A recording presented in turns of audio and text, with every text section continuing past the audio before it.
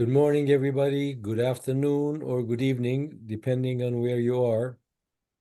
Welcome to the ARPA Institute panel discussion series.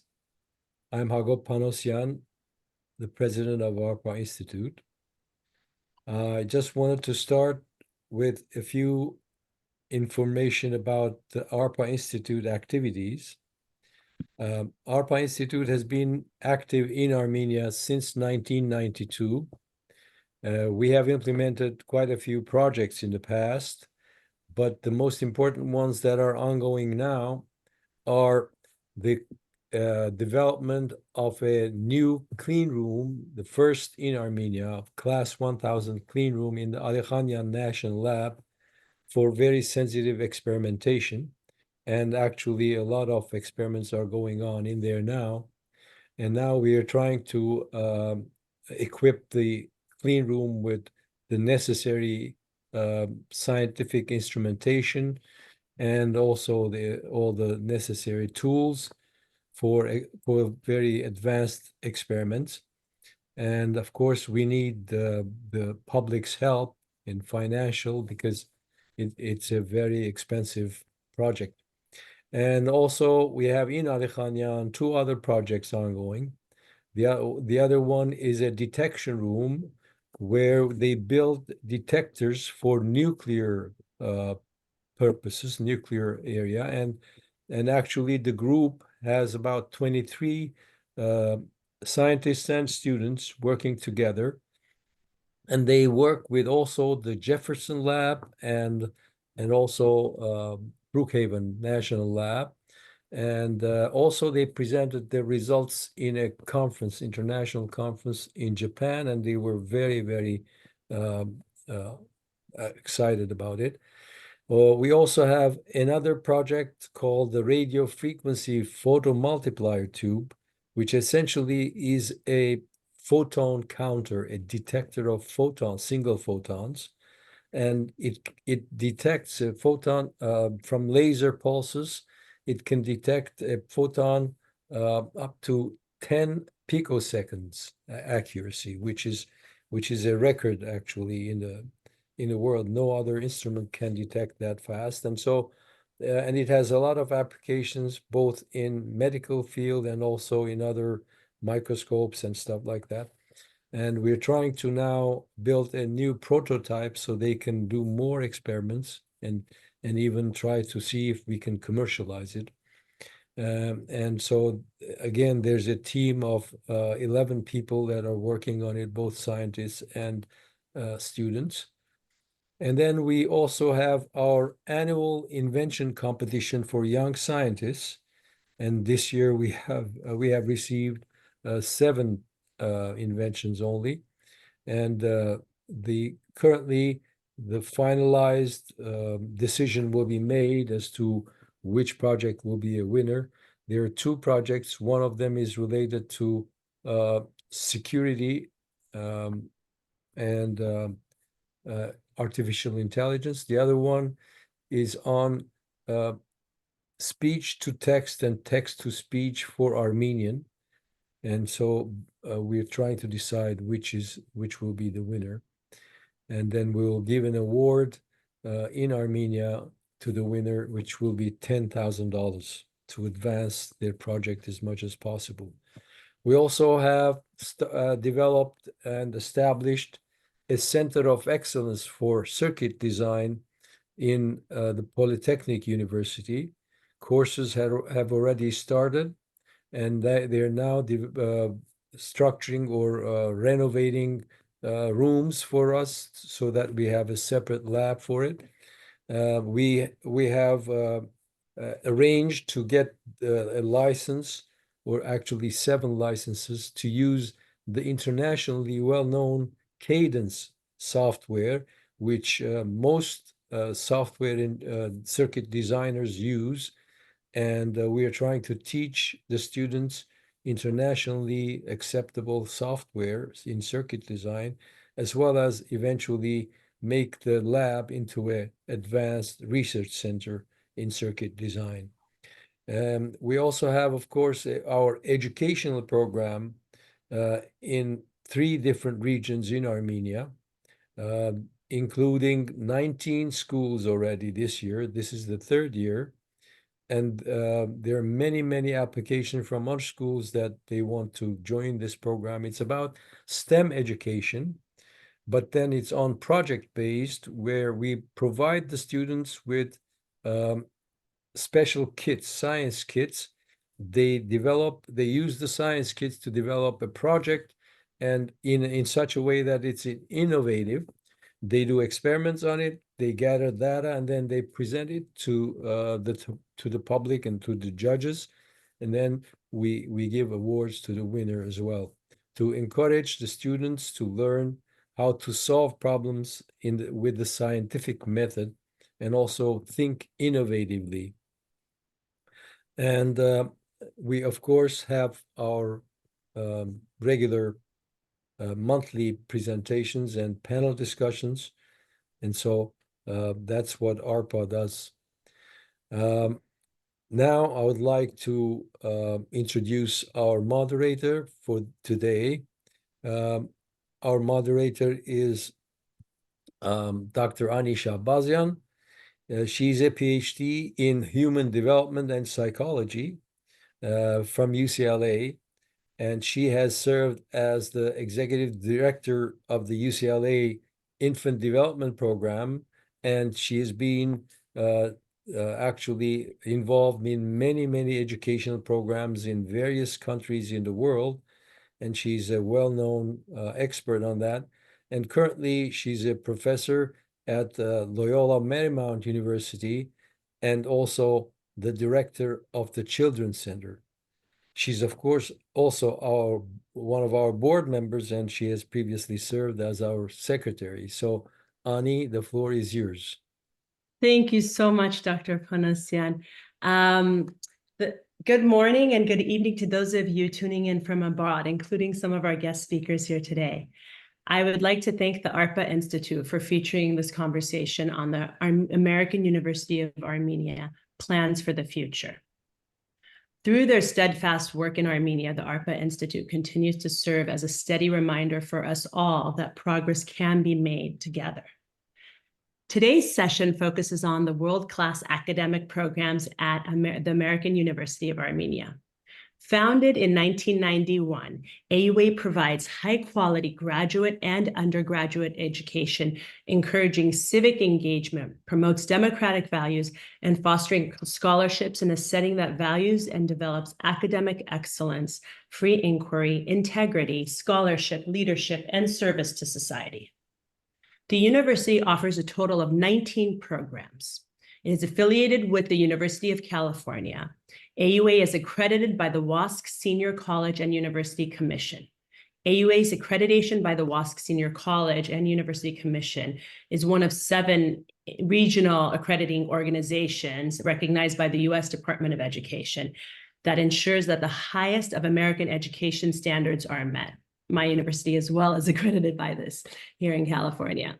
Many of the current issues related to the future of the American University of Armenia, its characteristics, its capabilities, and the challenges it faces, and its impact on Armenia and the nation will be examined here today. Our objective with our time today is to have a discussion about the AUA with 3 individuals who have both the credentials and the insider perspectives to answer the questions posed. I look forward to all of us listening closely and engaging with our speakers. I will ask a series of questions as the moderator, and then I would like to offer you the floor to you so that what I don't address, you can do so by writing your questions in the chat box. And so allow me to tell you a little bit about our presenters here today. Dr. Alina Gharabegian is the provost of the AUA. She received her PhD in English from the City University in New York. Dr. Gharabegian was a professor in the English department at the New Jersey City University, where she served as department chair from 2014 to 2017. In 2018-2019, she served as the interim dean of the College of Humanities and Social Sciences at the AUA. She has served as advisor on academic affairs at the Zoryan Institute.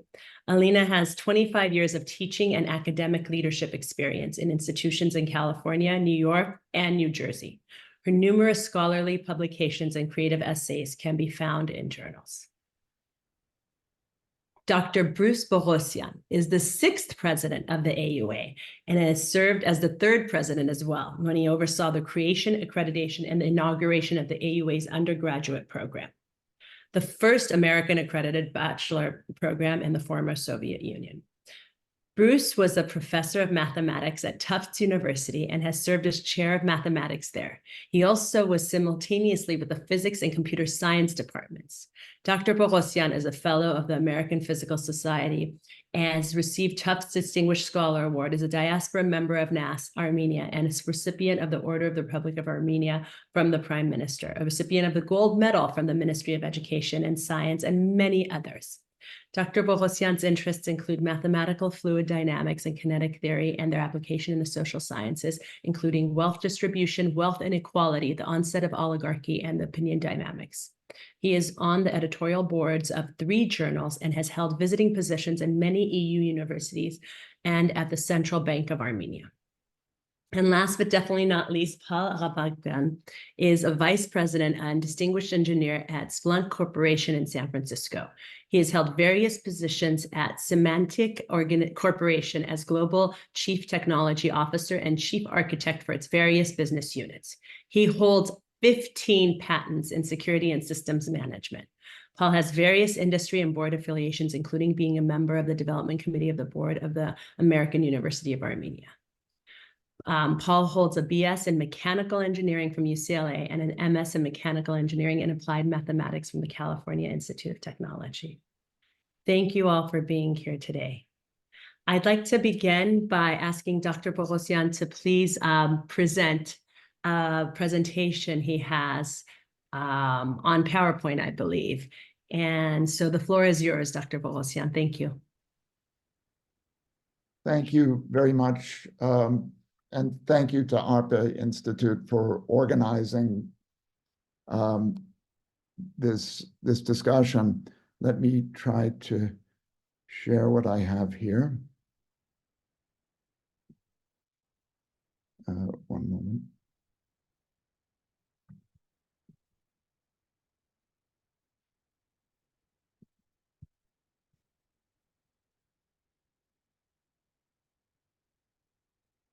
I think I have to press this.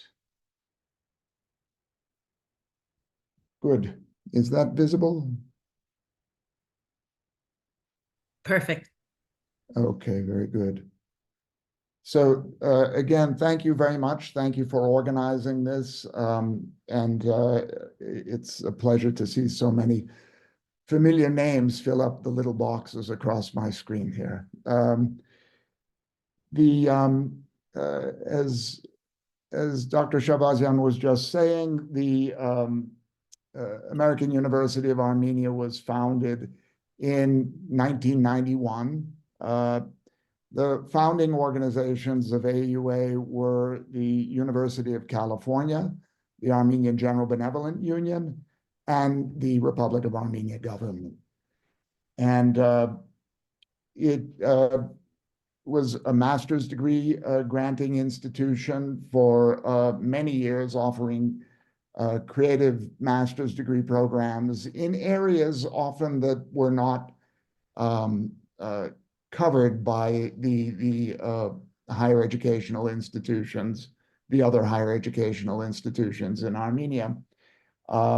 In 2013, bachelor degree programs were added.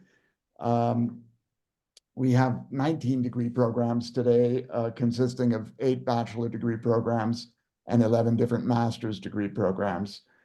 As was mentioned, we are accredited by the Western Association of Colleges, one of the accreditation institutions for higher education accreditation that's recognized by the U.S. Department of Education. We just received this past spring a reaccreditation for 10 years, which is in fact the maximum period of time that WASC will reaccredit a university. With that general background, as Ani indicated, I was both the third and now the sixth president. I started in September of 2023. In the intervening years, my first term as president was from 2010 to 2014. And the first thing that I noticed in coming back is that it's a very different institution in many ways, especially in terms of growth. To put that in perspective, when I started in 2010, there were 400 students in the entire university. Today, there are 2,500 students in the university. Much of that growth is due to the bachelor program, but the graduate programs are evolving as well, as you'll hear. One of the first things we did was to start a strategic planning process because the previous strategic plans had just expired. And that process was launched in November of 2023. It was an all-inclusive process that pulled together the whole community, all the stakeholders. We identified 7 major themes and formed 14 task forces that consisted of faculty and staff and students across the university. So there were 2 task forces for each one of the themes identified. And we formed a strategic planning steering committee that consisted of essentially all of the administration of the university and a strategic planning secretariat that did a lot of the merger of the results that came from the task forces and the editing of the document. The 7 major themes are listed on the right side of the slide. They include our academic programs, our research growth and faculty development, service and community outreach at the university, the financial management of the university, infrastructural growth, the governance model of the university, and diversity, equity, and inclusion.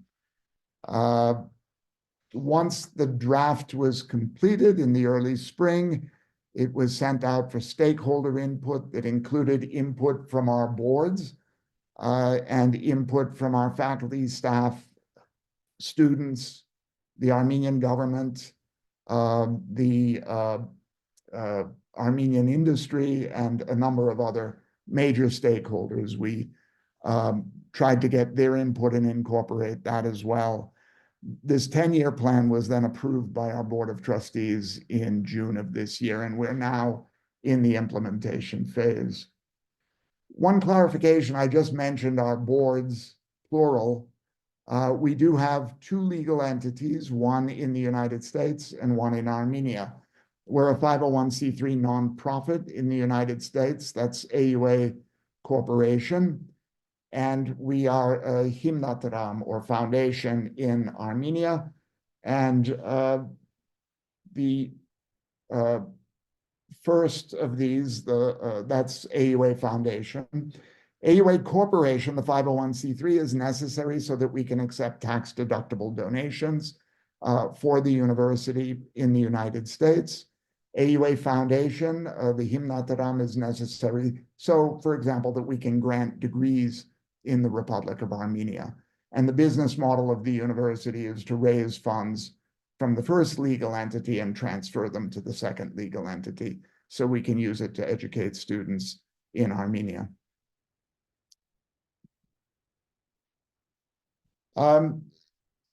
As a result of the strategic planning process, we can identify 7 institutional priorities that we're paying attention to now closely in the implementation phase. One of them is the expansion of our research portfolio. We are, as I said, a bachelor and master's degree granting institution. In order to really, we nonetheless have a very good research footprint right now, but in order to expand that further, we feel that we need PhD programs in our future, and you'll hear more about those later in this presentation. We are trying to improve our recruitment and retention of highly qualified full-time faculty. All of our full-time faculty are the result of international searches. We're trying to strengthen the internal environment, all of our processes, our policies and procedures.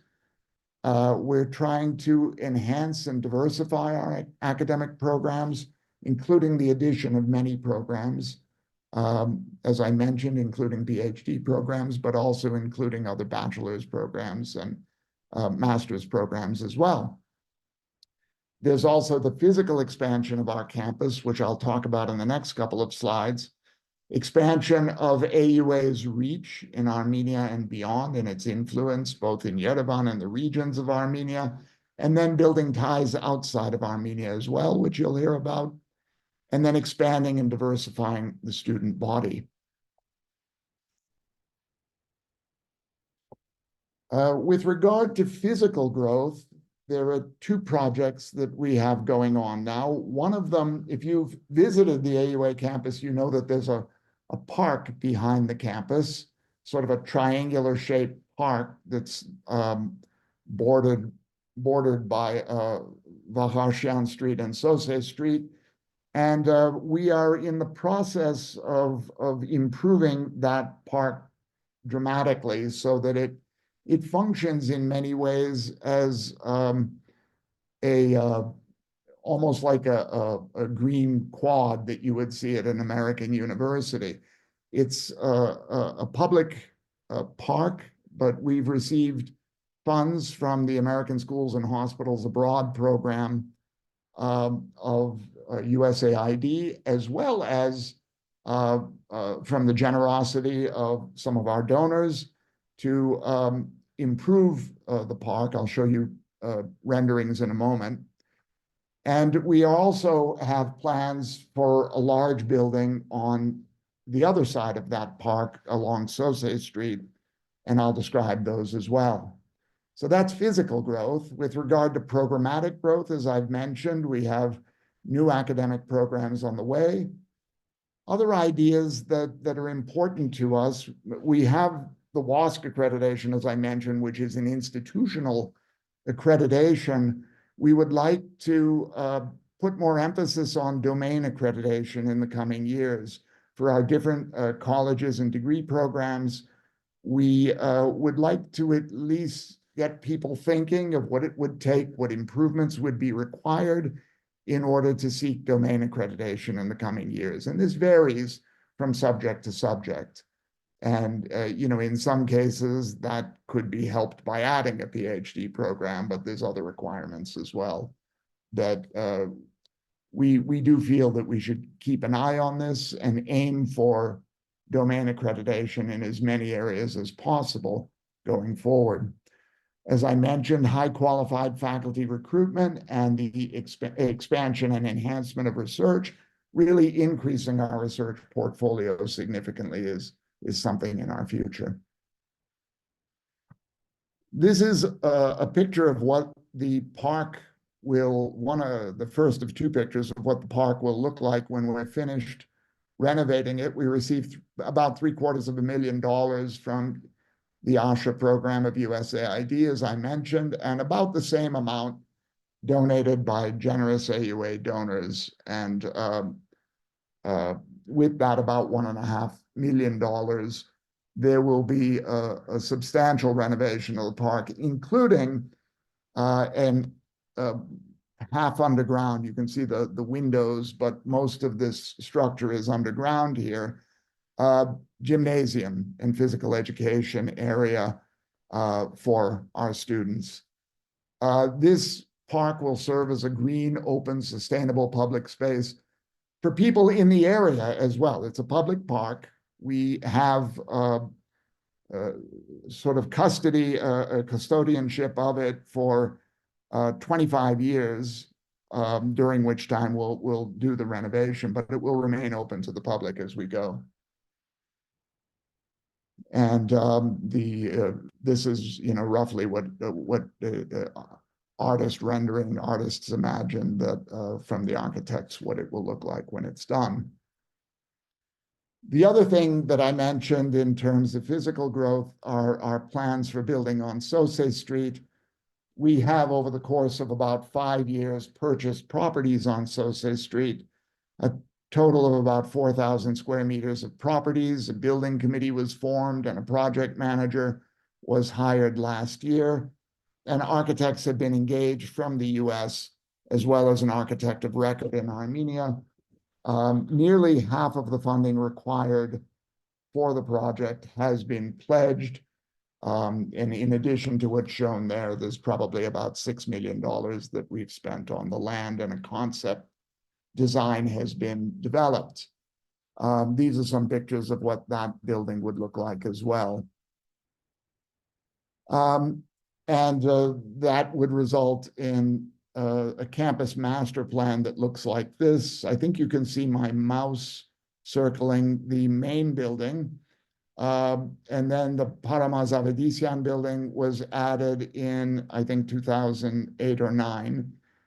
And that's this building here. This is where the Triangle Park is located.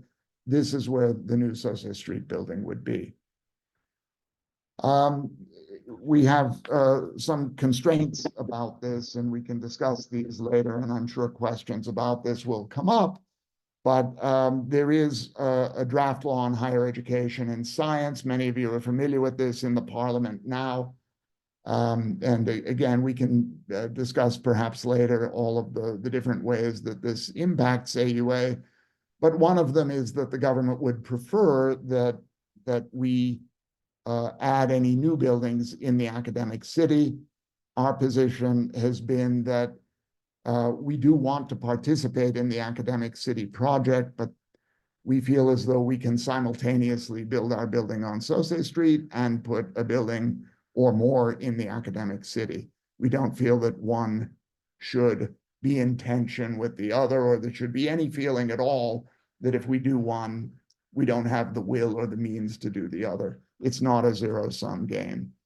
But again, we can discuss that later. So these are some of the issues that we're facing. This is not an issue for the fixing up of the park, the renovation of the park. It is an issue for the Sauce Street building.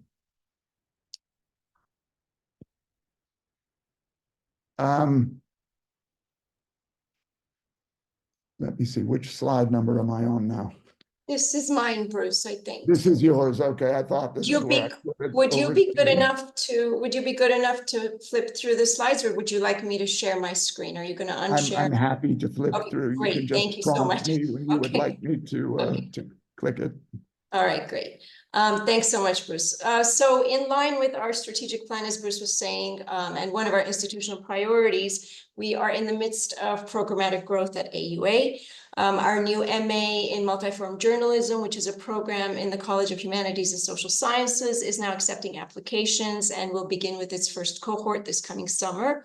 The program was developed in collaboration with Washington State University's Murrow College of Communication, with funding from the US Department of State.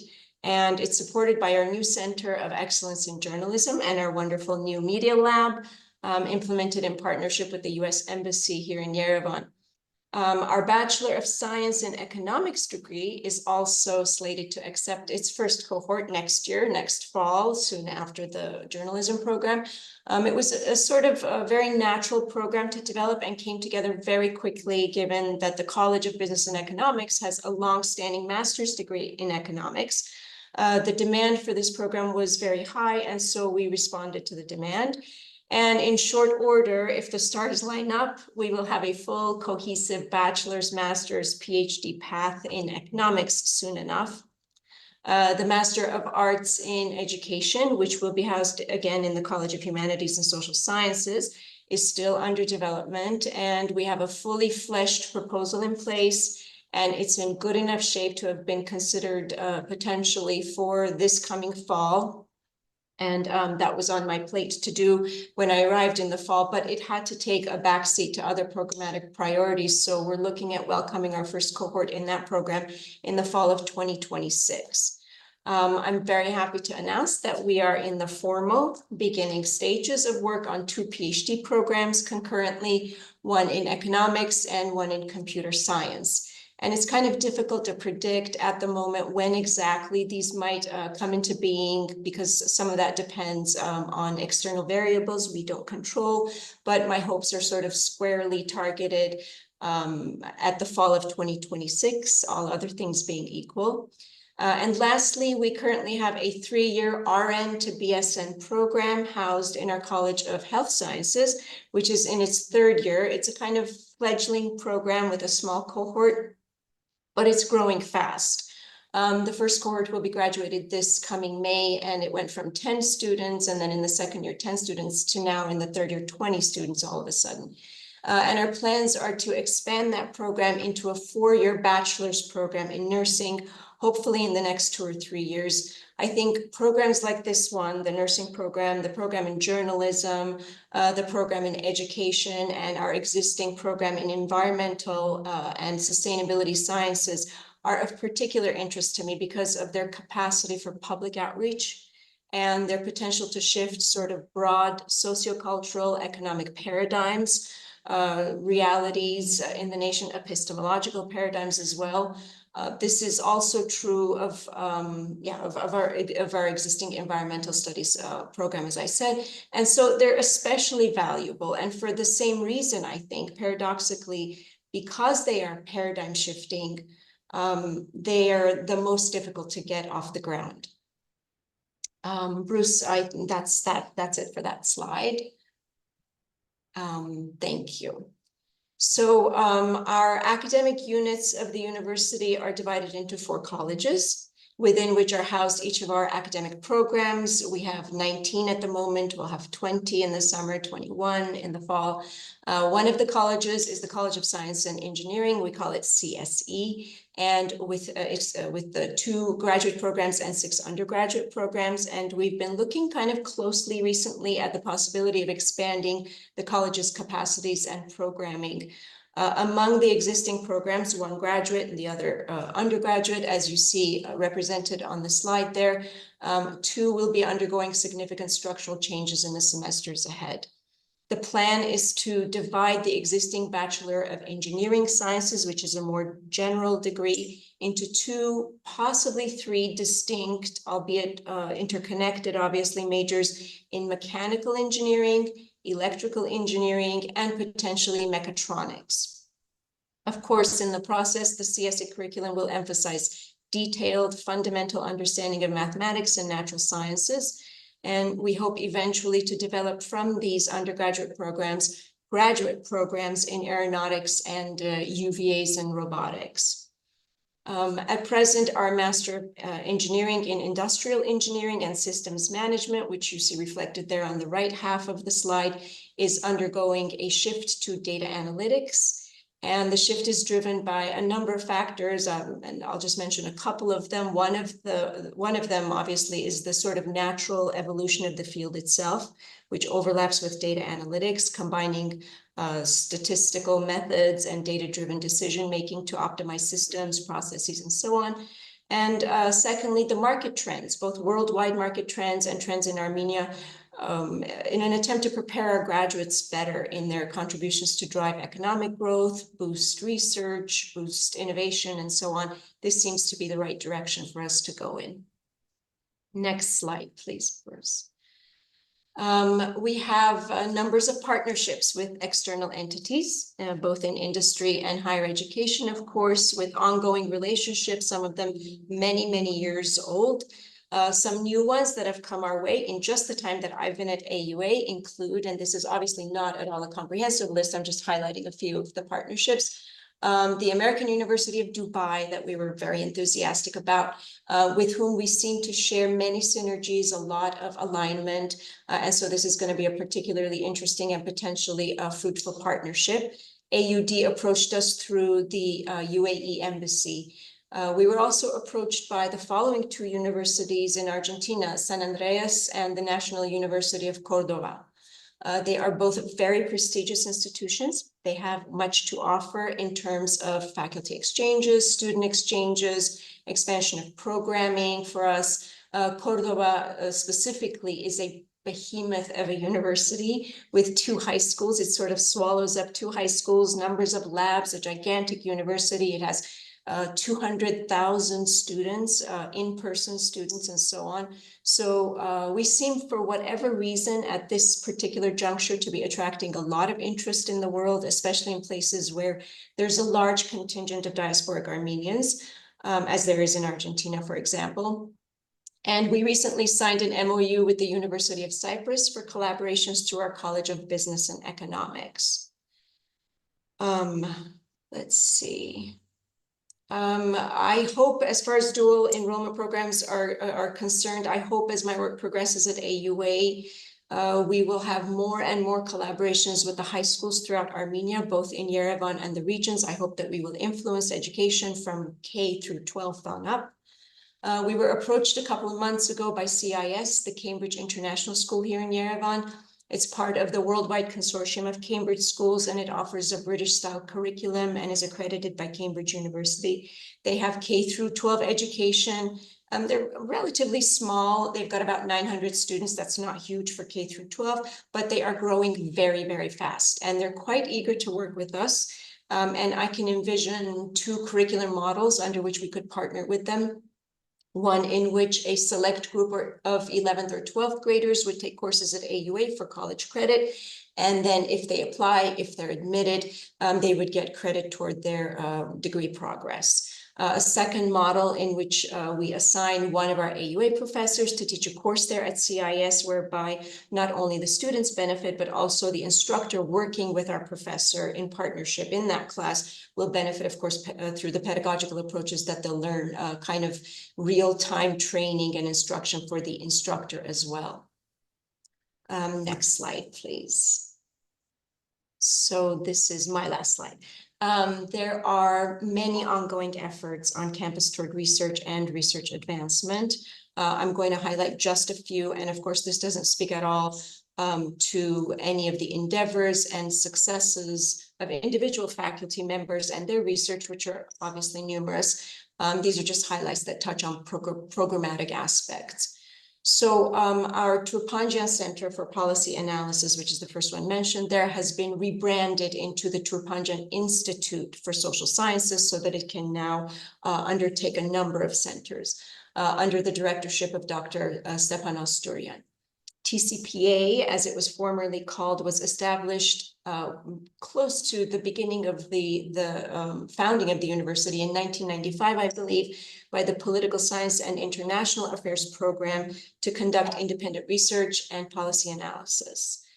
And the vision for rebranding TCPA into TISS is multifaceted, and I'll just mention a couple of factors that have played into the rebranding. It now has greater alignment. The center now has greater alignment, or the institute does, with the existing degrees in the social sciences that supplanted PSIA. We now have, through PSIA, just a small cluster of general education courses, but as a major, it no longer exists. It's been supplanted by the Master of Arts in International Relations and Development and the Masters of Public Affairs. And so TISS, the Institute, is better aligned with those programs. And secondly, a redirected focus on diasporic state relations through Dr. Asturian's work. The Center for Ethics in Public Affairs, I'm very, very enthusiastic about this. Etica will come under the auspices of TISS with Assistant Professor of Philosophy through our General Education program, Dr. Arshak Balayan, acting as Principal Investigator of that grant and the Deputy Director of the Center. It will be run under the directorship of Dr. Maria Bahramian, coming to us for the next 5 years from the University of College Dublin. She is obviously a philosopher. Dr. Bahramian was instrumental in securing this 2.5 million euro Horizon Europe grant for research capacity development to establish the center. And we are to date the first country in the South Caucasus to receive this coveted European Research Area chair funding. The grant's core mission is to conduct research, training, outreach on pressing ethical issues throughout Armenia, and the center is, of course, the first of its kind in the country. We very recently received a $1.8 million USAID ASHA grant to establish an advanced biology, life, and environmental sciences lab called ABO.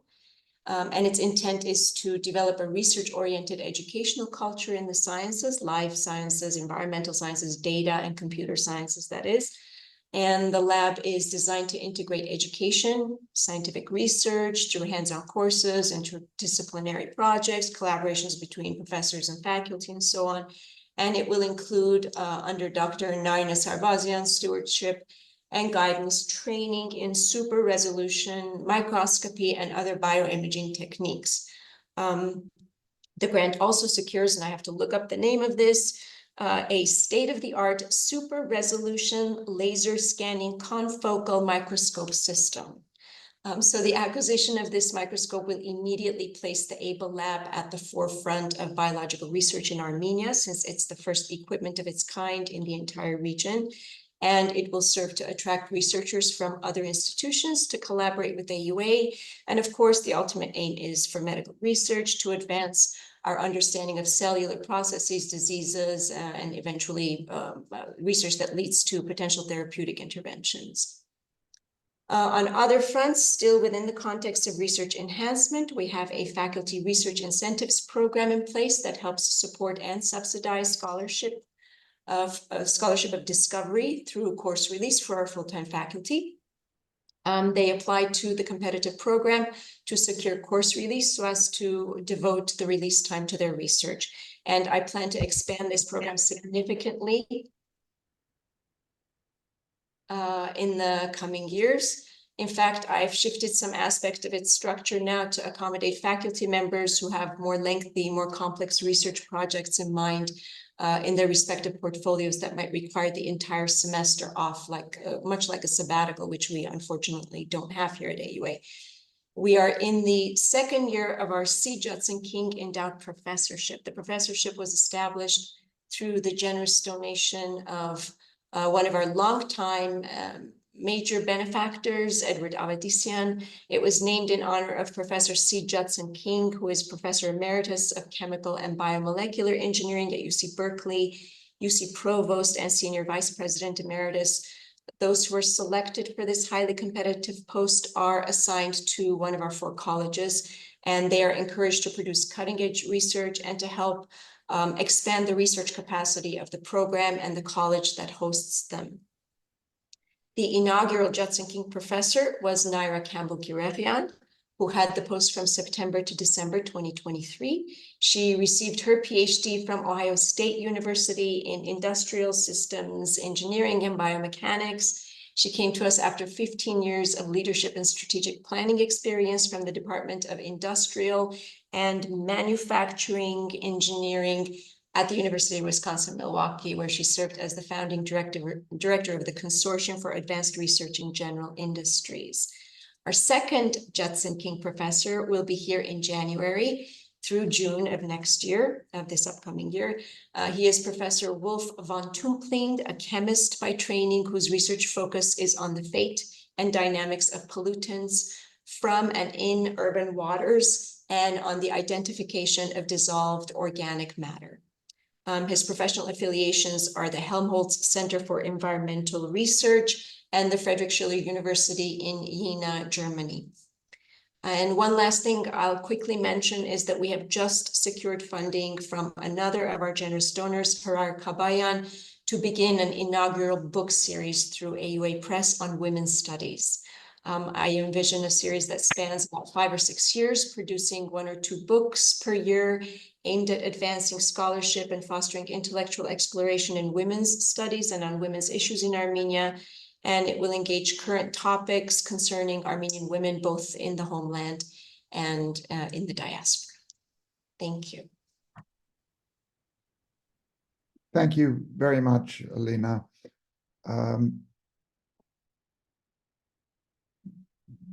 One other thing that I'd like to mention that's a relatively new creation is the opening of an Office of Sponsored Programs and Technology Transfer. We've long had an Office of Sponsored Programs, but what we're trying to build as well currently under the same office is capabilities for technology transfer at AUA. And the goals of the office are to provide AUA faculty and staff with quality support services related to sponsored programs and compliance, but also provide the framework that governs intellectual property rights of faculty, staff, and students in the university. That involves a lot of training of faculty, staff, and students to understand what IP is, how IP can be protected, and in what situations IP can be developed into something that can benefit the university and benefit them as well as inventors. So it will help protect the ownership and promote the commercial development of entrepreneurship, inventions, discoveries, and creative productions. And this will involve ultimately not only the entrepreneurship phase of technology transfer, but also the pre-acceleration, pre-incubation, incubation, pre-acceleration, and acceleration phases, ultimately leading to either licensure of ideas or patents or copyrights or trademarks, all of these kinds of things, either spinning off companies or at least securing IP rights and that kind of thing for our faculty and staff. So this involves the creation of new policies for this purpose. It involves going over everything from our employment contracts to our policies, procedures, etc. But we've started this process and we're excited about going forward with it. Just quickly, a report on all active externally funded grants and projects for the fiscal year 23 to 24. We had 31 projects throughout the university, a budget of about $12 million. 19 of these projects were submitted by the grants office. We have a success rate of about 26.3% in securing grants with our applications.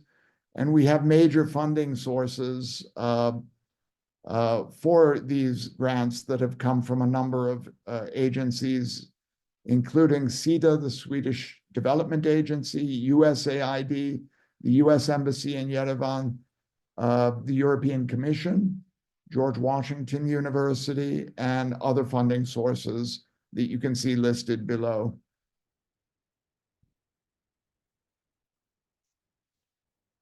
That finishes up the set of slides that we wanted to present, just to give you an idea of some of the things that are happening now and some of the things that we're planning for the future. And so let me turn it back to Ani at this point. Thank you so much, Dr. Boghossian and Dr. Gharabegian. I think this was not only an extremely informative and comprehensive overview, but it was also very inspiring. Before we delve into our questions, I just want to take note. I noticed that there are several people joining us today, and I'd like to just acknowledge their presence, everyone's presence, of course, and highlight those that have really contributed in different ways to the field of education and higher ed in Armenia. I'd like to recognize Dr. Alina Gharabegian, the director of the Promise Institute, Dr. Armen Dirgurian, the former president of one of the founders of the AUA, Dr. Ani Parahamian, former director of the Alina Institute, and Dr. Alice Petrosian, a very well-known educator here and an active community member. So thank you all for joining. And I'd like to now turn the floor back to Bruce, Dr. Boghossian. If you can share with us a little bit about, you covered a lot in the presentation, and I'm just curious about your personal, a little bit about your personal background, being relatively new in AUA. You just completed your first year, though you were heading it several years ago. What is the vision that you want to bring to the AUA? And what drew you back to the institution? what drew me back to the institution. It's an exciting time for growth at the institution. As I mentioned earlier, from 2010 to the present, we've gone from 400 students to 2,500 students, roughly. With that kind of growth comes all kinds of both opportunities and challenges. There are certainly, well, beginning with the challenges, there's growing pains. We're adding something in the past few years on the order of 40 new students in incoming classes per year. And that presents challenges about capacity, about space, about everything from feeding those students in the cafeteria to the parking outside the university. There's all kinds of issues like that that need to be dealt with. And it's challenging, but it's got to be done. But it's exciting being in an institution that's growing because it presents opportunities. And the biggest opportunities that I see are the expansion of the research portfolio of the university, the addition, as was mentioned, of PhD programs, the striving toward domain accreditation in everything that we do. Those are really the latter of the things that drew me back there, is that the opportunities that are possible for growing it into what in the US would be called something like a Research One university, where, so. Wonderful.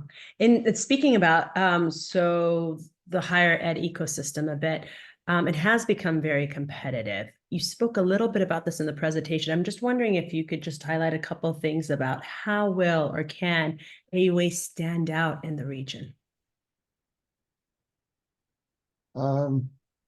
Well, there's a number of things that make AUA different from other universities, both in Armenia and the region. The first and most obvious is the language of education is English. And for example, in the sciences, English worldwide has become the lingua franca of science, and in many other fields as well. Other things that make us stand out would probably be our institutional accreditation in the US, the fact that credits are transferable to, or at least potentially transferable to, other accredited institutions in the US. And because of the similarity between the Bologna process for accreditation in Europe and the US process for accreditation, that also means that credits can be transferred in many other places as well in the world. That also, I think, makes us unique in the general region. Agreed. And how would you describe the current higher ed ecosystem of Armenia?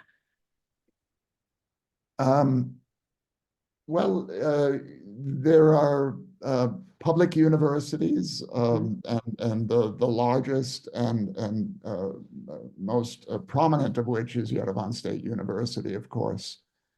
And they have grown and improved tremendously. We have a wonderful relationship with them. I meet with the rector periodically. It's a complementary relationship, and there's cooperative programs that go on between faculty at AUA and faculty at Yerevan State University. There are some faculty at Yerevan State University that spend part of their time teaching at AUA and vice versa. That's a good relationship. The Polytechnic has many interesting and innovative projects going on now. They have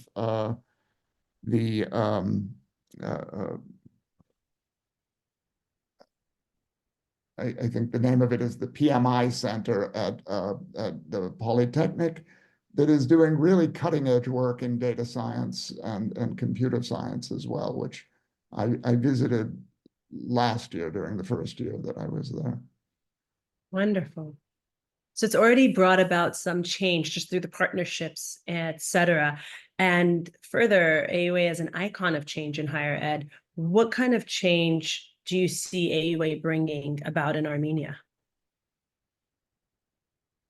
AUA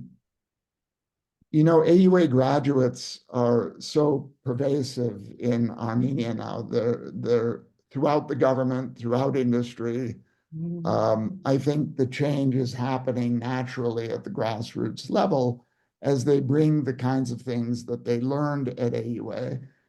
And some of that is, the hard skills that come from the degrees that they've gotten, but some of it is also the soft skills about being in an organization that has a student council that makes decisions collectively and seeks consensus on all kinds of decisions. And the things that they learn in the hallways, I think, and the things that they learn in their activities are just as important, those soft skills, that as the hard skills that they have when they go into industry. About 6 months ago, I had a meeting with the Prime Minister, and I was started by listing for him all of the graduates of AUA who are almost basically direct reports to him. Oh, wow. When you meet with the Prime Minister, there's always a stenographer writing things down.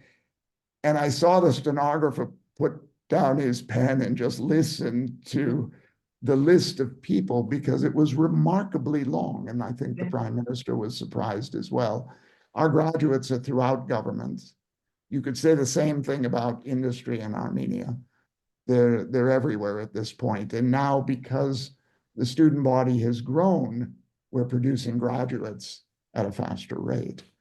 So I think the influence is there. We're certainly far from the biggest university in Armenia. The big public universities are much bigger.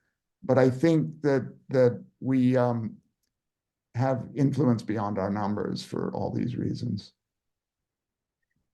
You touched upon something I was going to ask Dr. Gharabegian, but both of you, any of you who want to chime in, what is the typical profile of an AUA graduate?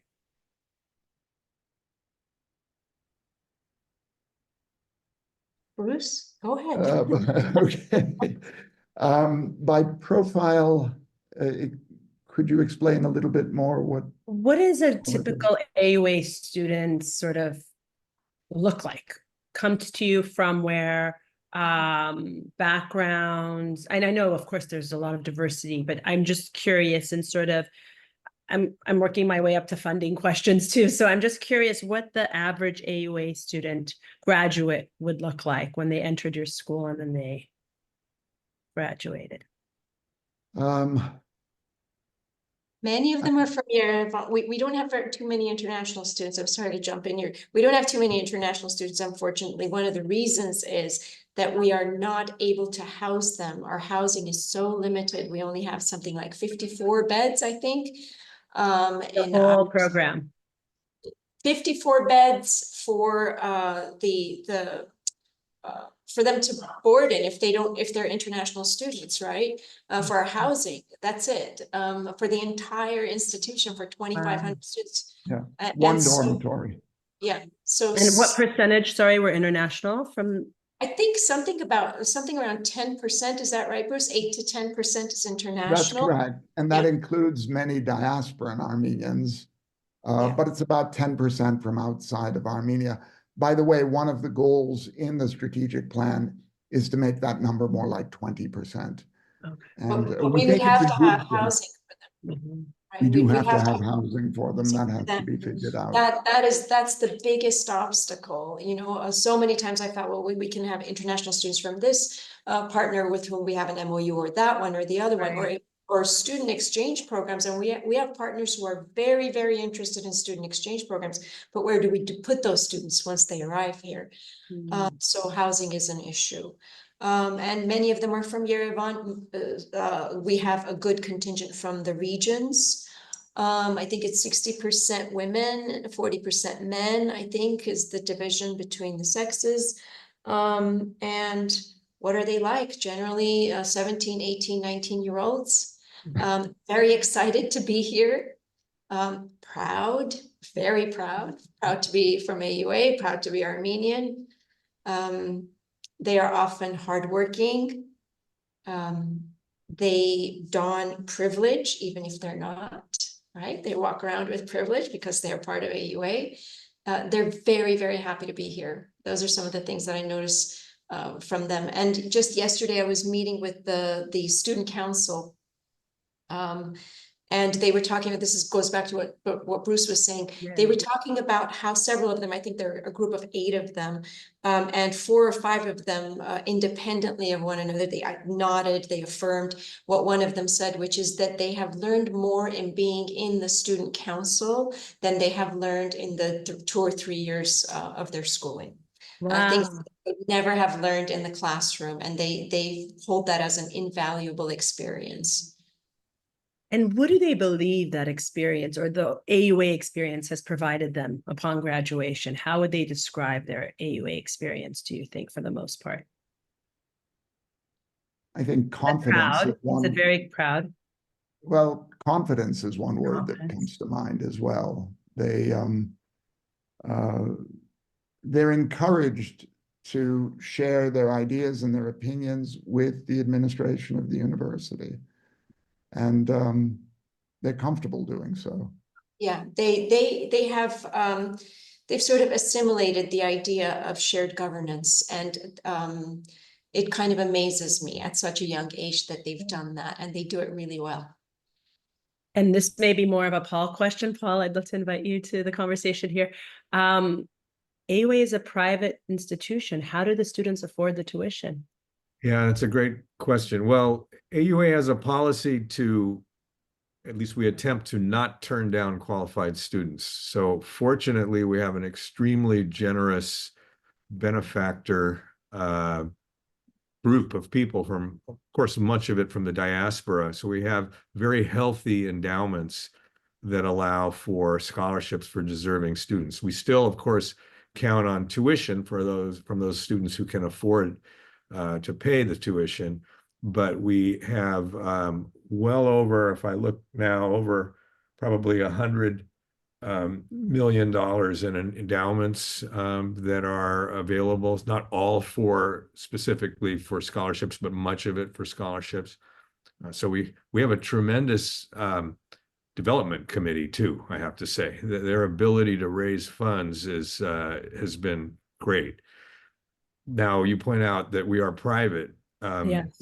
The large university, of course, the national universities, it's a very different model there. They can count on public money regularly. We definitely count on our benefactors much more than they do. Paul, would you say most of the students, what percentage of the students would you say are on scholarship?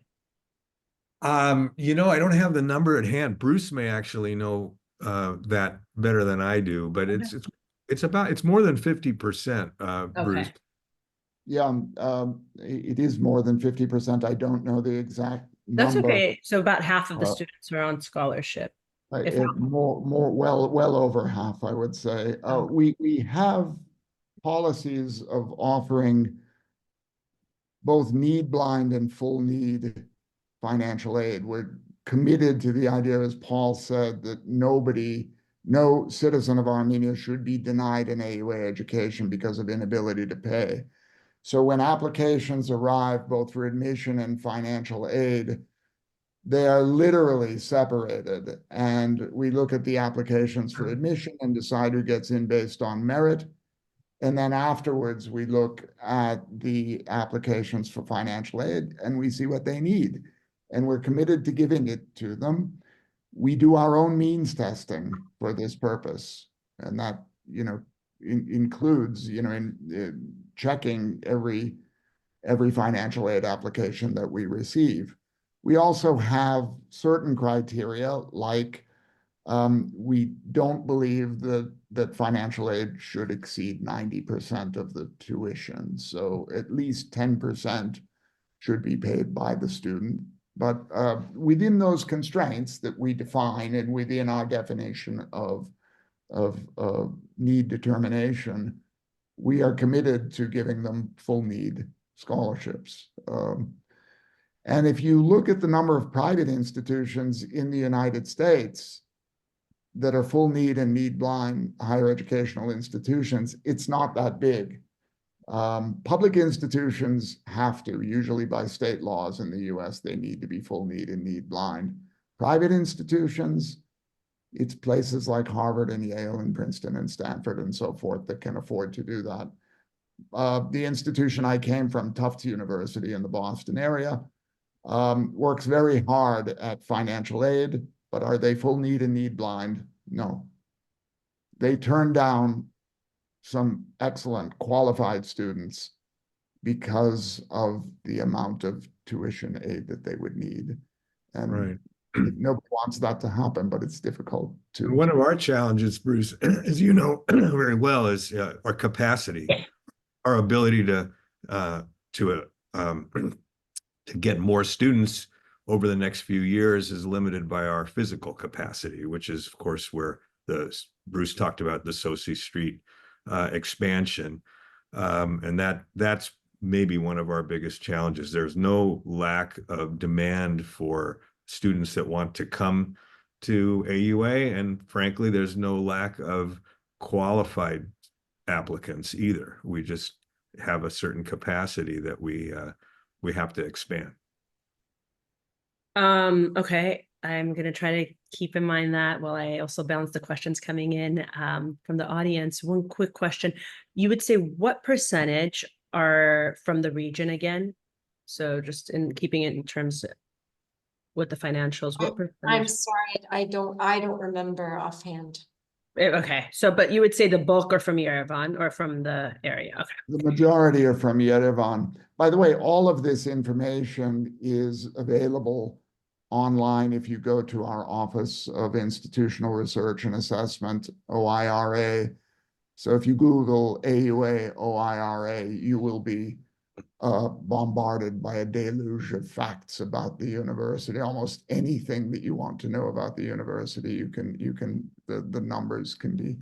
I can attest to, when I was looking at the website, it was so detailed in terms of admission standards, what you won't accept in terms of test scores, extremely rigorous and extremely detailed. So there's no real room for ambiguity there, which I personally really, as an academic, appreciate. We just published our fact book. Oh, good. I think it's like 200 pages long or some such thing, and I think that's available. Most of it should be available publicly, I think, too. That's on that same website that Bruce was mentioning. Great. Page.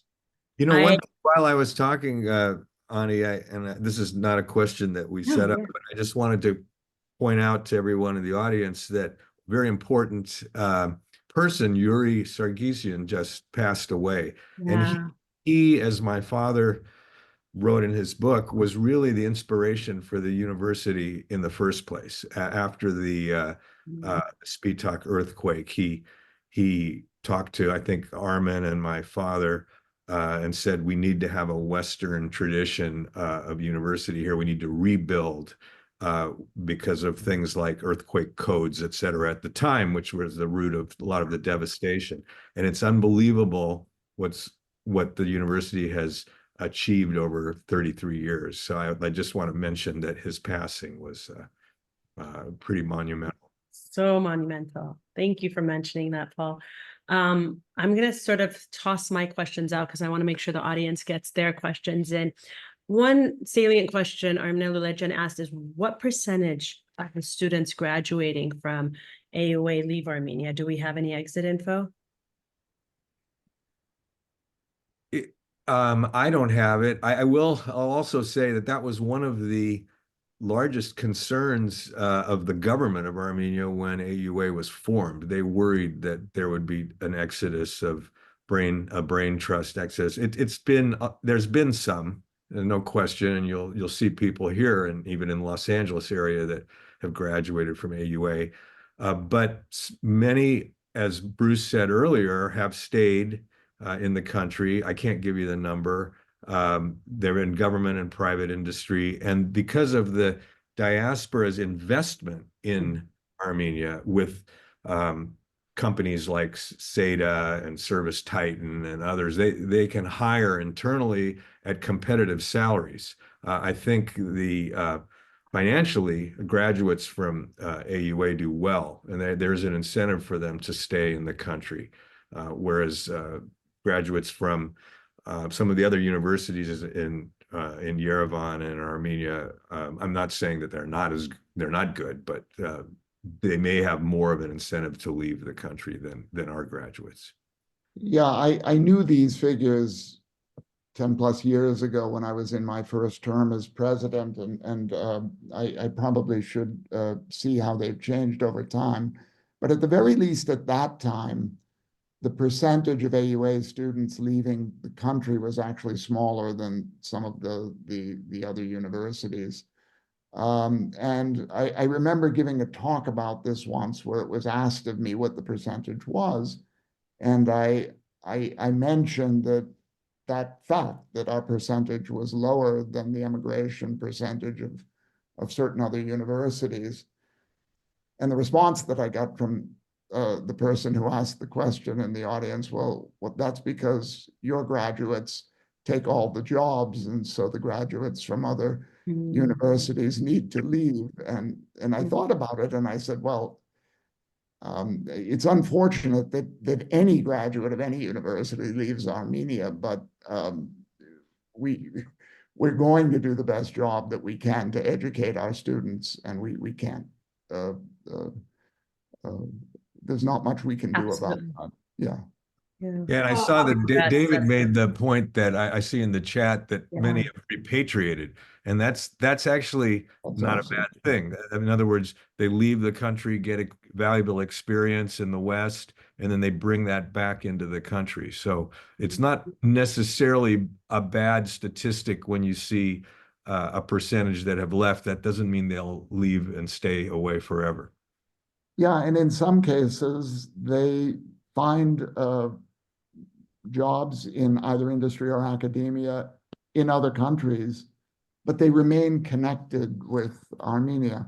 We had one board member a number of years ago, Anneli Saxenian, who said that we should stop thinking in terms of brain drain and start thinking in terms of brain circulation. If you look at, for example, the early days of Israel after its independence, it made a point of educating people in Israel and circulating them to the diaspora and then back to Israel, and making sure that they kept being pulled back and involved.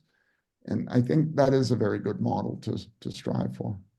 Wonderful. Thank you. I just want to make sure to honor the other questions that have popped up. Arek Danal-Gulian asked or commented, "Dear Bruce, thank you for the great presentation. AUA has been one of the most successful universities in Armenia. Many of the universities in Armenia, which were founded during the Soviet times, suffer from poor governance. Are those universities learning from the AUA? You already mentioned collaborative relationships with YSU. Do you believe that this relationship will go further, allowing YSU and other state universities to perhaps adopt some of the governance and teaching methodologies of AUA?"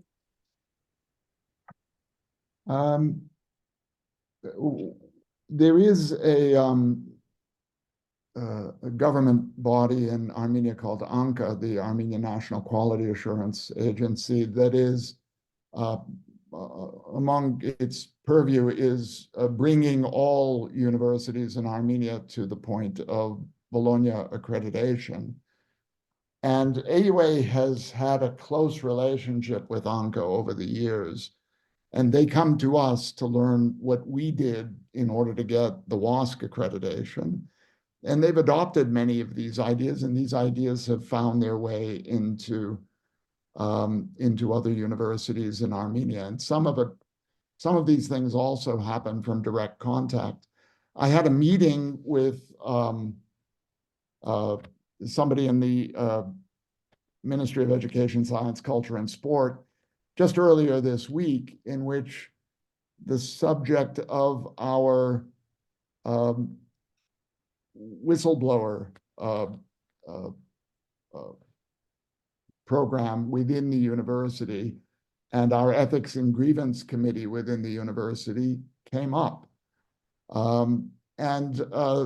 They were very interested in it immediately, and they wanted to know more from us about how we set these things up. We have an anonymous whistleblower program within the university. We also have an ethics and grievance committee that can receive complaints from people in the university and adjudicate them. And I think the person I was speaking with took careful notes, and it's conversations like that that spread these ideas about the ways of doing things. They do find their way into other universities by these mechanisms. Conversation, powerful tool. Next, Krikor Balabanian asked, does AUA have plans to expand the healthcare programs beyond public health and nursing?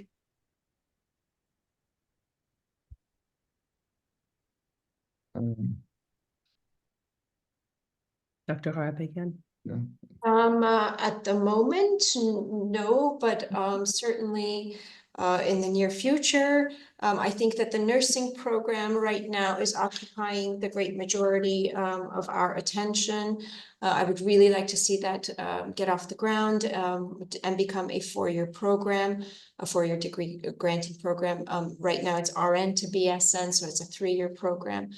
And if we are successful with that, I think all kinds of things will become possible. Wonderful. And then Rupen Injikian asked about the faculty. So what share would you say are adjunct professors in teaching in terms of numbers and subjects, and what is the share of elective courses versus obligatory courses?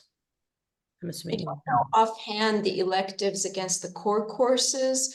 I mean, it'll depend on the program that you're in, the college that you're in, your degree. Some degrees allow greater room for electives. Others, the requirements are so heavy that the electives are fewer. So it really depends on what your major is. In terms of adjunct to full-time ratio, it's very much as it is in the United States, 75% adjunct, 25% full-timers. I also noticed you have really good ratios, teacher to, it's a 12.7 to 1 student. Yeah, I would say it's even less than that. It's sort of like 10 to 1, which is really, really wonderful. Yeah. And I also noticed the distance learning. You have opportunities for virtual teaching as well as in person. And you also host, I saw a bunch of conferences, like human rights conferences that you're hosting. Tons of conferences. You can't keep up with them on campus. It's like It's on any given incredible. day, you don't know which one to attend. Yeah, I don't know about the distance learning. Bruce, distance learning? I mean, I know that we had it during COVID, but I don't know about distance learning. I saw virtual. Go ahead. Sorry. Yeah, no, I was going to say it's minimal. It's minimal. We have some of it going on in some different degree programs have had it for one reason or another, but it is it's not. It could be much more than it is if we decided to go in that direction. We've not made a commitment at the board level and in the university community as well to really push distance learning. It's definitely something to think about in the future. In many of these cases, these things have been talked about within AUA and have been discussed. And in some cases, we think that they're a good idea, but being still a relatively small university, we recognize that we can do anything, but we can't do everything. And so we have to prioritize and just things that we're able to do. Absolutely. Armina Lulejan asks, is AUA engaged in lobbying and acceptance for RNs in Armenia? Because as we know, RNs do not have the same roles, et cetera, as in the US. So this program can very possibly contribute to an actual brain drain if proper measures are not taken. I think that's a really interesting question and probably a complex question. I think we've given it a lot of thought in creating the RN to BSN program. We're also thinking about it in creating the 4-year or the conversion to the 4-year nursing program. Right. Working with Wigmore Hospital, Francois Antunian, I think is in the audience here, trying to work with them to collaborate in terms of getting the practicum done at Wigmore in part, or to sign an MOU in which our nurses will then be hired at Wigmore, which is British and has a Western style of employment and labor, understandings of labor. So I think that there are structures that we are attempting to put in place so as to prevent that kind of thing, that kind of brain drain you're talking about. One of which is to do the RN to BSN program rather than a 4-year BSN program, in order to make sure that there are preceptors in place, right? So middle management, people who are RNs, who are already registered nurses working, who will undergo our 3-year program and then become middle management preceptors in the medical field, ready to accept our 4-year graduates who will then go in and become nurses and so on, so that they're not dealing just with people who are running the old system, if that makes sense. Makes total sense to me. I don't know if that answers Armina's question. I hope it approaches it. I hope so too, Armina. Does that answer your question? Okay, that's a great start. Okay.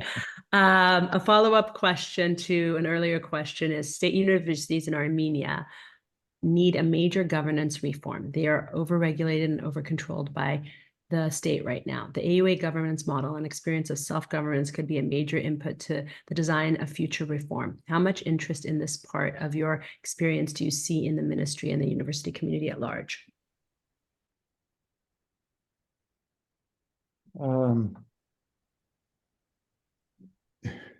Yeah, it's a bit difficult for me to comment on the governance of other universities and how that's perceived both within those universities and by the ministry. It's in some sense a question for the ministry, but I guess what I would say is that I mean, this connects naturally with the topic of the draft law on higher education right now.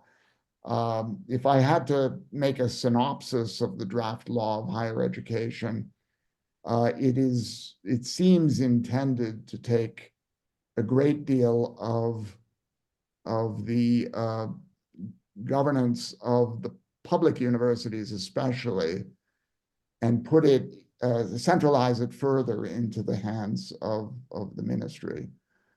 That's an oversimplification of the whole thing, but Can you speak a little bit to that? Sorry, Dr. Bohosian, just your thoughts on the draft law on higher education and science in general, and also introducing on the academic city in particular.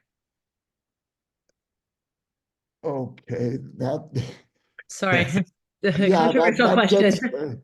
that should be maybe the last thing we discuss. Okay, we're getting close to ending the session. Are we getting close to ending? Yes. Okay, then I'll let me dive in. Or if you want, I can ask Armina. Armina has her hand up. We can segue to Armina, and then we can come back to that question, which I do want to hear your answer. Sure, I'd be happy to comment on that, but it's a long answer.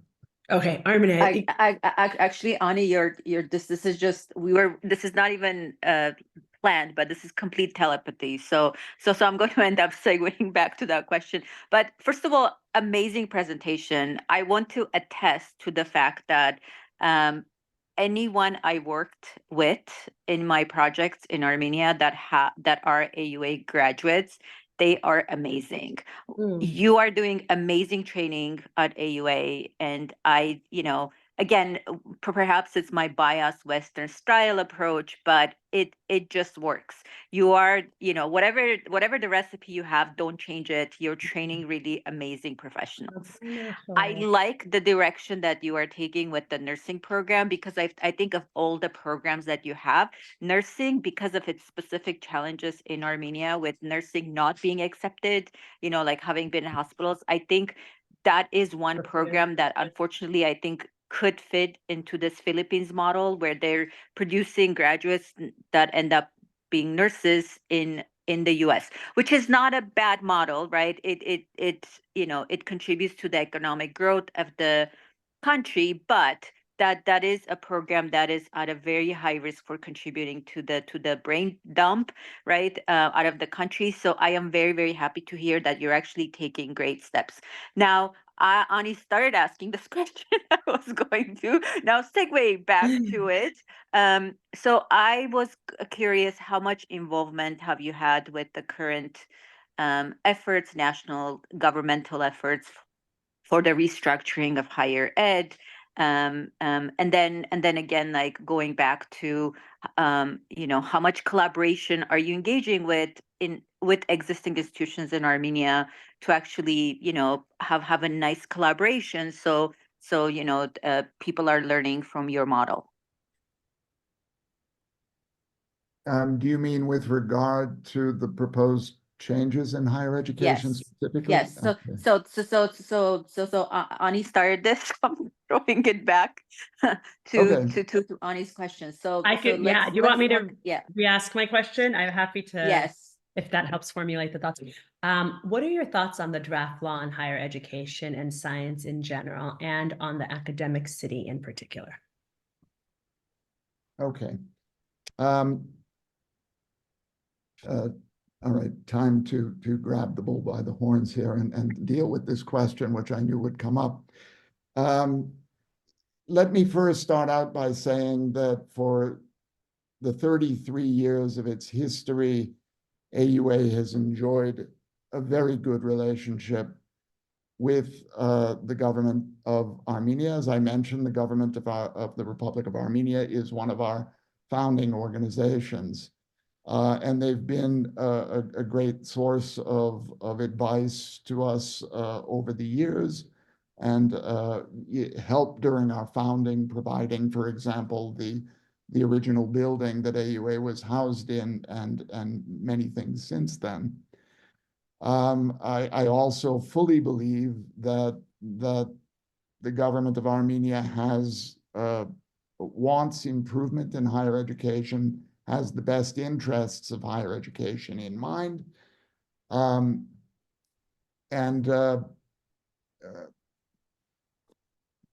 So let's start with that premise. When I arrived last year, only a few months earlier, the Ministry of Education, Science, Culture, and Sport had floated the idea of the academic city among the universities in Armenia, and asked for feedback. And at the time, Alina Gharabegian was president of AUA, and he wrote an excellent letter that really responded to the request for feedback and gave our position. And as far as the academic city goes, we have many constraints that we're working under, and many of those constraints come from the fact that we have these two legal entities, one in the United States and one in Armenia. We have always obeyed the laws of both countries. We have legal counsels in both countries. We have never, in 33 years until the present, encountered situations where the laws of the two countries were in conflict with one another. Okay, unfortunately, as a result of the academic city and as a result of other provisions in the draft law of higher education, we are in that position now. Let me start with the academic city, circle around to some of the other provisions, and then finish with the academic city. We have collected funds over the years. Remember, our business model is to get tax-deductible donations in the US to use in Armenia for higher education. Many of those donations are what are called restricted donations. They're given by donors for specific things. They're given for classrooms, they're given for auditoriums, they're given for parts of buildings. They're given for very specific purposes, and the donor agreements have names and addresses of the building or the part of the building that the donation is going to. We can't move those things from one place to another. We can't divert the funds that we get for these things from one place to another if they are tax-deductible donations. We must obey all of the laws of the US with regard to 501c3 organizations. So, for example, when we raised funds over the course of 5 years for the Sausay Street building project, when they said in late 2023 that they wanted to open the academic city, we told them from the beginning, fine, if you're going to do that, we want to be part of it. I've seen the academic city, for example, in Doha, in Qatar. It's a wonderful thing. It's expensive. It would take Armenia far, far longer than it took Qatar to do it. They're a petrostate, we're not. So they're able to do things like this, but the end result is brilliant. If one were honest about the length of time that it is going to take, and if one were honest about the budget and worked within realistic figures for the length of time in the budget, I think it would be a great thing. In the presentations that people from the ministry gave in early 2024, one of them, for example, at the Madanataran, it was stated that the budget would be in the vicinity of $3.25 billion, and it would open its doors to students by 2030. That is exceedingly optimistic, especially if you go through the exercise, as I did, of going to look at the land. So if you type academic city, Yerevan into Google Maps, you'll find out exactly where it's going to be. And I did go out to the land, and it needs a huge amount of remediation before anything can be built on it. An enormous amount of the land is occupied by the municipal dump for the city of Ashtarak. Dumps are notorious for requiring large amounts of remediation before anything can be built anywhere in the vicinity. There is an open pit basalt mine there that is, when I visited it, was actively working. I drove into it accidentally. That's how I know it was actively working. I was shooed out of there pretty quickly. There are cemeteries, there are high tension power lines, there are all kinds of things that need remediation. We want to be part of this, but we want a realistic schedule. We do not want our building plans being held up for something that will take an enormous amount of time and money to finish. It was only at the beginning of 2024 that we began hearing that they essentially were stopping, or at least thinking at that time of stopping any expansion of universities within Yerevan. And that would mean stopping our Sausay Street building project. And it did not seem logical to us. We put out a press release in June indicating that we want to be part of the academic city. We don't see that we should be forced to choose between our current expansion plans and the academic city. We feel as though we could do both. We can't use 501c3 funds within the academic city. We don't believe that we can do that because 501c3 funds cannot be used for the project of a foreign government. and it's difficult to characterize the academic city as anything other than the project of a foreign government. We could deviate from our business plan and find other sources of funding. We could go after US government funding, we could go after European Union funding, and we could go after foundation funding. And we could perhaps use that to put a building in the academic city. And we are willing to do that simultaneously with working on our Sault Street project. And all of this has been explained to them. I think initially they thought that maybe we could take the funds that we have raised to date and simply divert them to the academic city. It's impossible. We cannot do that. So we have been keeping in close touch with our donors who have donated for the Sault Street project. And they've been wonderful. They've been very patient, and they're hoping that resolutions will be found to these issues and we'll be able to work something out with the government. If not, the funds will be returned to the donors, and it will be a loss of currently about $35 million, and by the end of the project, closer to $60 million to Armenian higher education that I see as totally unnecessary, a totally manufactured problem. And as far as I'm concerned, the responsibility for that would be squarely in the hands of the people who are trying to pass this draft law. So that is how I feel about the academic city project. I don't think that this is a necessary conflict. I'm hopeful that sort of reasonable minds will prevail and find ways to work this out together. There's no reason that one has to choose one or the other of these things. The stick should not have been tried before the carrot, I think is maybe the way that I would put it.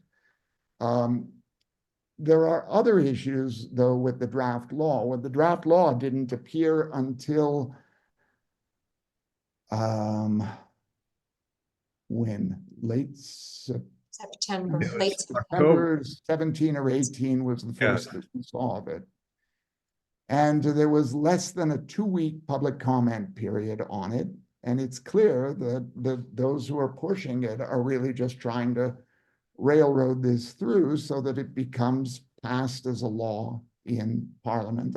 Evidently, they feel as though they can pass it with the current Parliament. And I don't think enough thought has gone into it, but some of the provisions cause us other problems, maybe nowhere as serious as the academic city problem, but I can give you other examples. Again, I'll repeat that in 33 years, we have never been put in a position where we have to violate US law or Armenian law. It just hasn't happened to the best of my knowledge. And there are a number of cases here in this draft law where we would. The status of the university was changed without any input from us. We have always been considered a private university with government participation. The qualifier with government participation was removed. And so we will be considered a private university, is my understanding going forward. We've received that assurance verbally from the ministry and from the people working on the law, but we don't have that in writing. We're hopeful that that would be true, and we could probably live with that. Though I think the with government participation is more descriptive, but we have to make sure that the formulation makes us private legally so that we're not under constant danger of bureaucratic action. There is a clause in the new draft law that insists that all teaching in Armenian higher education be done in literary Armenian. I think they understand, the people working on the law, that this is not something that we can live with. The whole purpose of AUA was to provide English language, US style education in Armenia. This seems like it can be worked out. One possibility is that in every one of our degree programs, we could include a course on the vocabulary and terminology for that particular domain in literary Armenian. So for example, if you're giving a major in economics, you would have one course on economic terminology in literary Eastern Armenian. And that's fine. I think we can live with that. We do understand that if we're turning out graduates in Armenia, and we want them to be employed in Armenia, as we've just said, they need to be able to use technical Armenian in the subjects of their specialty. So if that is all the requirement is, and we need to add that one thing, and then we can continue to do our teaching in English in all of the other subjects, I think it would be fine.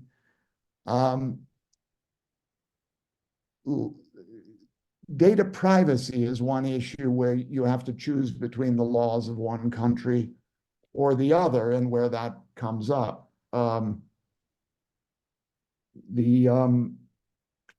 the United States, we have the Family Educational Rights and Privacy Act, or FERPA, that governs the privacy of student records. One of the provisions in the draft law is that student records, at least at the very beginning of the student program and at the very end, are accessible, instantly visible by electronic connection to the Ministry of Higher Education and Science. We do understand that there are reasons that they want this. They want it because sometimes universities, especially small private ones, are not permanent and they disappear. And when they disappear, sometimes the transcripts can disappear with them. And so they want to protect the students and make sure the students always have access to their transcripts. And so ironically, this is coming from a perspective where they view the student as the owner of the data, and therefore they, as the government, feel a need to take that data and store it centrally. This is the opposite of the way the FERPA law is constructed. The FERPA law is there to prevent government or other entities from having access to student data. Some of the data is meant to be public. So at AUA, we say that the student's name, their major field of study, the dates of attendance, whether they're full-time or part-time, enrollment, the year level that they're at, and the degree or any awards received, that is public information. Their grades are not public information, but under this new draft law, the grades would be available to the ministry. That presents a problem because either AUAF doesn't follow the new draft law on higher education, or AUAC is breaking FERPA laws in the US. Right? We have these two entities. Another provision of the draft law on higher education is that academic administrators at a high level within the university cannot be over 65 years old. We'll leave aside the fact that this will send me packing into retirement, I suppose, but aside from that, the more serious issue is that it's a violation of US labor law that is established by the Department of Labor in the US. So once again, it puts us in a position where either AUAF would be not following the draft law on higher education, or AUAC would be violating age discrimination laws in the United States. I could go through all the provisions of this one after the other. Some of them create more headaches than others. Some of them don't create, like the English language thing, it sounds like reasonable minds will prevail and will come out with a solution that makes everybody happy. In other cases, it seems utterly irreconcilable to me. So we'll see what happens in the coming weeks. But as you can probably tell, I'm becoming less and less reticent about speaking my mind on the law, because by trying to push this through Parliament quickly, push is coming to shove. Thank you, Dr. Bogosian, for taking such a hard question and responding to it with such evidence-based response. I mean, it's indisputable. The facts that you are bringing up are just really mind-boggling. And a quick question before I pivot to Lev Frankman's response comment. Is the U.S. Embassy involved? They're aware of what's happening. Okay. Okay. Okay. He says, I understand the sensitivity of the AUA situation, which naturally limits the room of criticism the speakers could afford regarding the academic city and the draft law. But realistically speaking, there seems to be a consensus among professionals that the academic city is the wrong idea. Full stop, no discussion here. But what is surprising is the current position of the university on what to do about it. Instead of trying to build and lead a strong opposition movement to the AC project, what I see is an attempt to get an exemption from the law AC project. Basically, the university is trying to find a compromise with the wrong project idea. Do you see an opportunity for a more honest, internally consistent, and effective strategy? And that'll be our last comment for this. So I promise we will be wrapping up after. I would perhaps say that these are delicate negotiations going on. And sometimes what I'm willing to say in public is a bit more moderated than what I'll say in these meetings directly. But I don't think that the approach to the academic city is a good idea. As far as whether we're trying to get an exemption or lead an opposition to it, I don't think that the optics of an American university leading the opposition to something that the Armenian government does would be good at all. We do want to help other institutions of higher education in Armenia. We do want to help the Ministry of Education, Science, Culture, and Sport make the right decisions. We are devoted to their success. And that means that when we think they're doing something wrong, we tell them frankly. But we try to do it subtly and behind the scenes, and I'll continue to do that subtly and behind the scenes. I do think that they have the best interests of Armenian higher education in mind. I also think that not so much the academic city, but the way that they're trying to manage the academic city project, the way that they're putting the stick before the carrot is just wrong management. It could have been done, it seems to me, so much better. It could have been done by trying to attract universities to the idea of the academic city by emphasizing what makes it attractive to them. And in many ways, by saying that you can't grow in Yerevan, you have to move to the academic city if you want to expand, it suggests to me a certain insecurity of their own idea and acknowledgement of the weakness of their own idea, that we can't get you to do this in any other way than to force you to do it. And so that's the first thing we're going to do. I don't think that that's good management. I don't think it's a good way of going about things. It's also freezing us for the period. You pointed out, Bruce, that it's going to be a while before there's an infrastructure that even makes it possible. So it freezes us during that time. Yeah, we could have broken ground, if not this past fall, certainly in the spring, we could have broken ground on the Sault Ste. Street project. We're ready to break ground on it. And how much in terms of employment opportunities would that provide for so many people when you break ground? So much good for the city as well. It would inject $60 million into the economy of Yerevan. But in some sense, what they're telling us most recently is that you can build the building, it's your land, we just won't license you to use it for higher education, which in many ways is almost even more, I don't know, petty is the word that leaps to mind here, than just stopping us from building the building. But in either case, whether you're using building permitting as a mechanism to stop the building because you want it to be in the academic city, or whether you're using licensing. In both cases, I think that in US law, this would be called an arbitrary and capricious application of the law. You're using regulatory law for something it was never intended for, namely to force universities to move to the academic city by making their lives difficult if they don't. Mhm. Mhm.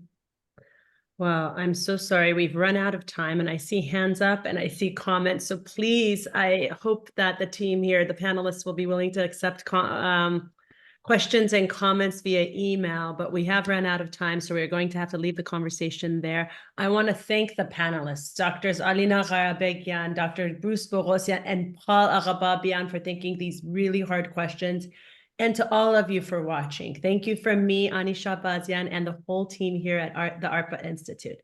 Thank you. Thank you you, very much. Ani. Thank you, you very Ani. much. Also, Bruce and Paul and Alina. Our next panel discussion will be on the seismic resilience of Yerevan. And the moderator will be Dr. Armen Dergulerian, and there will be many panelists. So you will be invited, of course, but just let you know that we have a panel discussion next in December. The final date is not decided yet, but you will get an email. Thank you very much, and we'll see you next time, hopefully. Thank you. Thank you. Bye-bye.